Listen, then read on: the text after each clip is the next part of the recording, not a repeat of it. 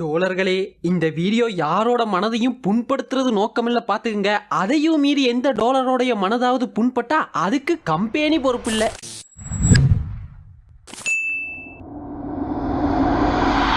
ரொம்பலாம் கன்ஃபியூஸ் பண்ணிக்காதீங்க. இது ஒரு முட்டு வீடியோ தான். நான் ஒரு அணில் தான்.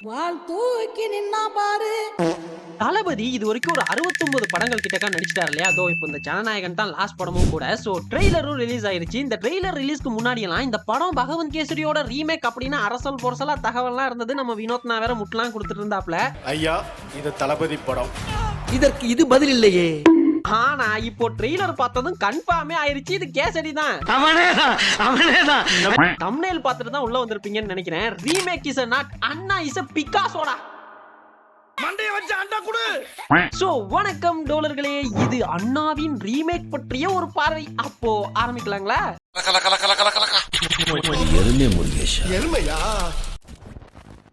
இல்ல இப்ப எதுக்கு ரீமேக் எல்லாம் பண்றாங்க? அதுவும் இந்த ஓடிடி வேர்ல்டுல இப்பெல்லாம் ரீமேக் பண்ணா எவனாவது பாப்பானா? அதுவும் விஜய் மாதிரி ஒரு பெரிய ஆக்டருக்கு ரீமேக் படம் பண்ணா பாப்பாங்களா அப்படின்லாம் கேக்குறவங்களுக்காக ஒரு சின்ன ஒரே ஒரு ஸ்டட்ஸ் மட்டும் சொல்றேன். புள்ளி விவரங்கள்.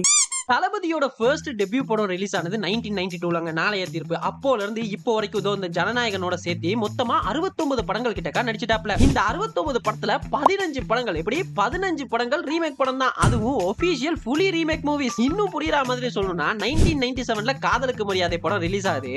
இந்த படமே அனியாத்தி பிராவு அப்படின்ற மலையாளம் படத்தோட ரீமேக் தான். அப்படியே கட் பண்ணீங்கன்னா 2012ல நண்பன் ரிலீஸ் ஆகுது. அது 3 இடியட்ஸோட ரீமேக். இப்போ இந்த டைம் பீரியட் இருக்குதுல, இந்த டைம் கேப் 1997 to 2012, இதுக்கு நடுவுல தளபதி நடிச்ச எல்லா படங்களுமே ரீமேக் மூவிஸ் தான். எல்லா படம்னா எல்லா படத்தையும் சொல்லிட முடியாது. ஒரு சில இயர்ல 2-3 படங்கள்னு ரிலீஸ் ஆயிருக்குது. அப்படி ரிலீஸ் ஆகக்கூடிய 2-3 படத்துல கண்டிப்பா ஒரு ரீமேக் படமாவது இருக்கும். வருஷத்துக்கு ஒண்ணுன்னு நான் முன்ன சொன்னேன்ல, அந்த 15 ரீமேக் மூவிஸ். அந்த 15 ரீமேக் மூவியும் அடுத்தடுத்த வருஷம் இந்த காதலுக்கு மரியாதை டு நண்பன் டைம் கேப்ல நடிச்ச படங்கள் தான். காதலுக்கு மரியாதை அனியத்தி பிராவு அப்படின்ற மலையாளம் படத்தோட ரீமேக், நினைத்தேன் வந்தாய் பெல்லி சந்தடி அப்படின்ற தெலுங்கு படத்தோட ரீமேக், பிரியமானவளே பவித்ர பந்தம் அப்படின்ற தெலுங்கு படத்தோட ரீமேக், ஃப்ரெண்ட்ஸ்ன்ற மலையாளம் படத்தோட ரீமேக், பத்ரி தமுடு அப்படின்ற தெலுங்கு படத்தோட ரீமேக், யூத் சிறு நவுதே அப்படின்ற தெலுங்கு படத்தோட ரீமேக், வசீகரா நுவ்வு நாக்கு நச்சவ் அப்படின்ற தெலுங்கு படத்தோட ரீமேக், கில்லி ஒக்கடுன்ற தெலுங்கு படத்தோட ரீமேக், சச்சின் நீத்தோன்ற தெலுங்கு படத்தோட ரீமேக், ஆதி அதனோக்கடே அப்படின்ற தெலுங்கு படத்தோட ரீமேக், போக்கிரின்ற தெலுங்கு படத்தோட ரீமேக், வில்லு சோல்ஜர் அப்படின்ற ஹிந்தி படத்தோட ரீமேக், காவலன் பாடிகார்டு அப்படின்ற மலையாளம் படத்தோட ரீமேக், வேலாயுதம் அசாட் அப்படின்ற தெலுங்கு படத்தோட ரீமேக், அண்ட் நண்பன் 3 இடியட்ஸ் அப்படின்ற ஹிந்தி படத்தோட ரீமேக்னு இது தவிர பார்ஷியல் ரீமேக், இன்ஸ்பிரேஷன் ஒரு லிஸ்ட் இருக்குது இதோ இந்த லியோ மாதிரி. சோ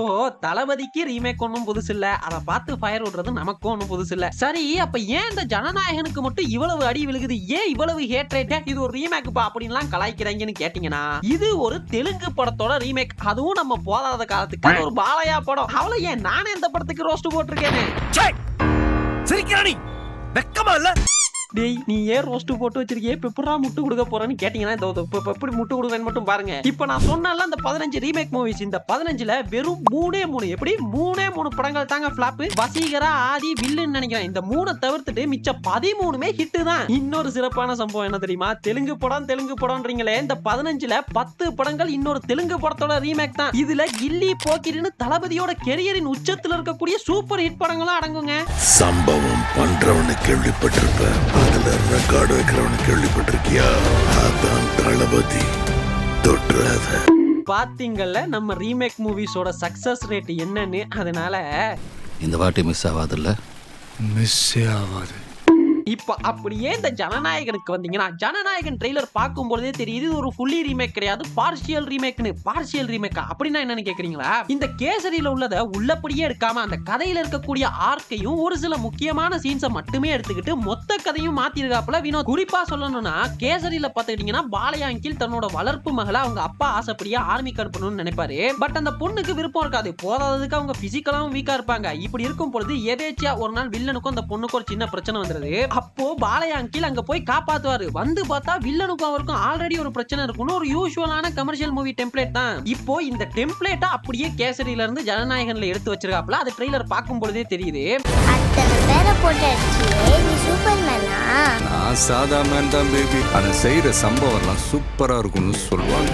அப்ப என்னத்தை தாண்டா மாத்திருக்காங்கன்னு கேட்டீங்கன்னா, கேசரியில வில்லன் மொத்த இந்தியாவையும் கைக்குள்ள கொண்டு வர மாதிரி ப்ராஜெக்ட் வீன்னு ஒண்ணு பண்ணுவான். இங்கேயும் ஒண்ணு இருக்குது, ப்ராஜெக்ட் ஓஎம்னு ஒண்ணு பண்றாங்க. இதுதான் கம்ப்ளீட்லி கேசரியை விட டிஃபரெண்டா இருக்குது. இது போக ஜனநாயகன்ல நிறைய பொலிட்டிக்கல் சீன்ஸ் எல்லாம் வருது. ப்ராஜெக்ட் ஓஎம்ன்ற பேர்ல பெருசா எதெல்லாம் காட்டுறாங்க. ஆயிரக்கணக்கான சோல்ஜர்ஸ், ட்ரோன், ட்ரெய்லர் முடியும் போதெல்லாம் ரோபோட்லாம் காட்டுறாங்க இல்லையா? இது கேசரியில கிடையாது. சிம்பிளா சொல்லணும்னா வில்லனோட கேரக்டர், வில்லனோட மோட்டிவ், வில்லனோட ஆர்க்க டோட்டலா மாத்திருக்காப்ல ஹெச் வினோத். ஏன்னா யூசுவலா ஹெச் வினோத்தோட படங்களை எடுத்துக்கிட்டீங்கன்னா அதுல ஒரு இன்ஃபர்மேட்டிவ் செஷன் ஒன்னு இருக்கும். அதாவது படத்துல பேசப்படுற விஷயங்களை பத்தி டீப்பான இன்ஃபர்மேஷன்ஸ் எல்லாம் ஆடியன்ஸ்க்கு கொடுப்பாரு. இதெல்லாம் எப்படி பண்றாங்க, இதுக்கு பின்னாடி என்னெல்லாம் நடக்குது, எப்படியெல்லாம் நம்மளை ஏமாத்துறாங்கன்னு ஒரு செஷன் ஒன்று இருக்கும் படத்துல. ஐ திங்க் நேர்கொண்ட பார்வையை தவிர மிச்சம் இருக்கக்கூடிய எல்லா படங்களையும் அப்படி ஒரு செஷன் இருக்கும்னு நினைக்கிறேன். சோ இதை டிஸ்கஸ் பண்றதுக்காகவே வில்லனோட கேரக்டரை டோட்டலா மாத்த வேண்டி இருந்திருக்கும்னு நினைக்கிறேன். ஏன்னா இவ்வளவு டீப்பா கேசரியில எதையும் சொல்லிருக்க மாட்டாங்க. அது ஜஸ்ட் ஒரு ஹீரோ வில்லன் கிளாஷா தான் இருந்திருக்கும். அண்ட் இந்த கேசரி பார்க்கும்போது நிறைய பாலையா அங்கிளுக்கு உண்டான டயலாக்ஸ் எல்லாம் இருக்குங்க. சும்மா பணம் இருக்குன்னு